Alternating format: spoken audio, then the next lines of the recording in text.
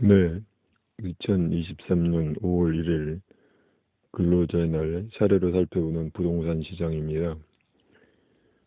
신문에 보도된 착한 임대인도 파산 위기에 맞이했다. 집주인들은 세입자 못 구해 비상. 전국 임대인연합회 정부 건의사항에 대해서 알아보겠습니다.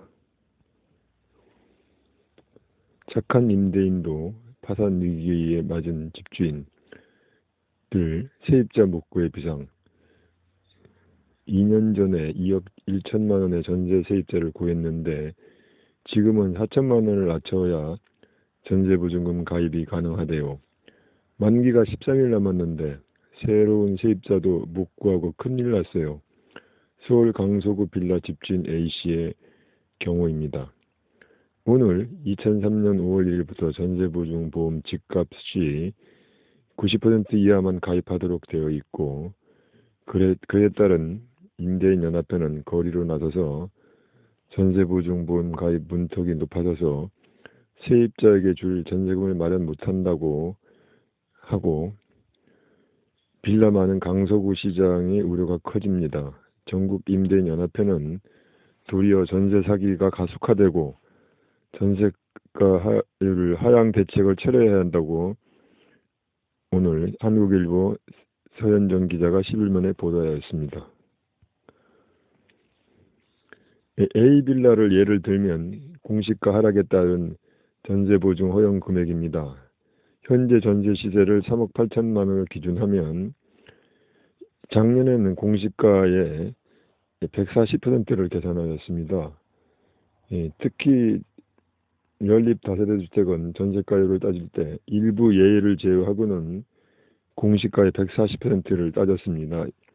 그래서 2022년 경우에는 3억 8천만 원의 전세를 공시가 2억 7천2백만 원으로 140%를 하면 3억 8천 80만 원이 전세보증 허용 금액이 되고 금년에 공시가가 하락이 돼서 2023년도 2억 4천5백만 원에 126%를 적용하면 3억 870만 원으로 하향이 됩니다.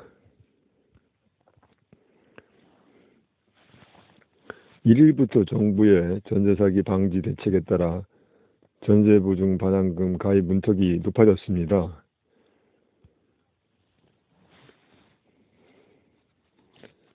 현재값이 집값이 90% 이하의 주택만 가입이 가능해지면서 집주인은 그만큼 전세값을 낮춰서 세입자를 구해야 하는 처지에 놓여 있습니다.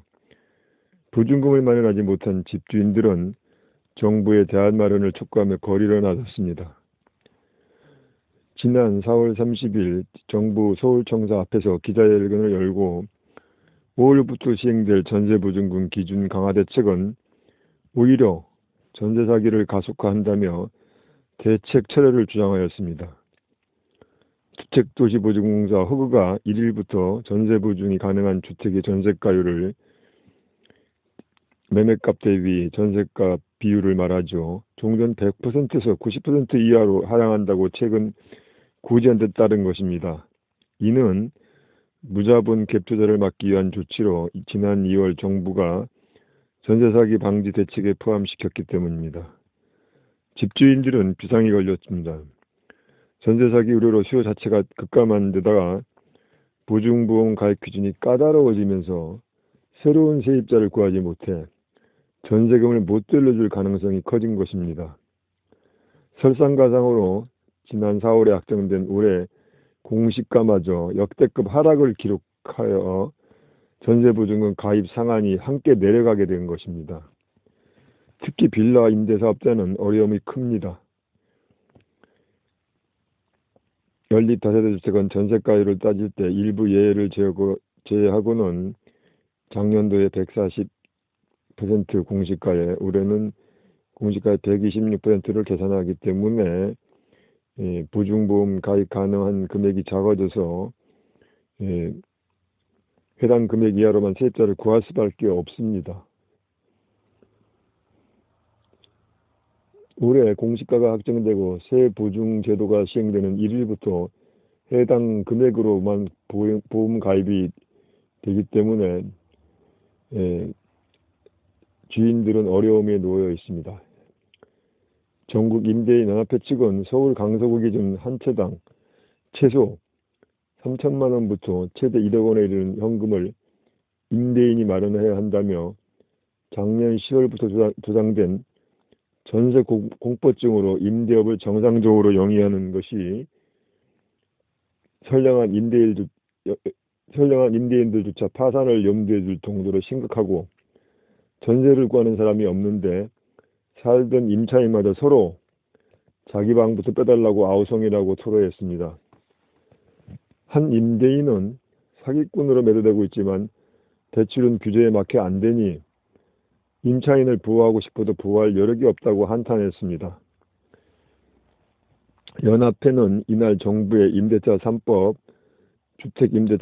임대차 보호법 폐지와 함께 전세가율 90% 하향 대책 철회, 보증금 반환 목적 주택담보대출 뒤 총 부채금 원리금 상환 비율, DSR 완화 등을 요구하였습니다.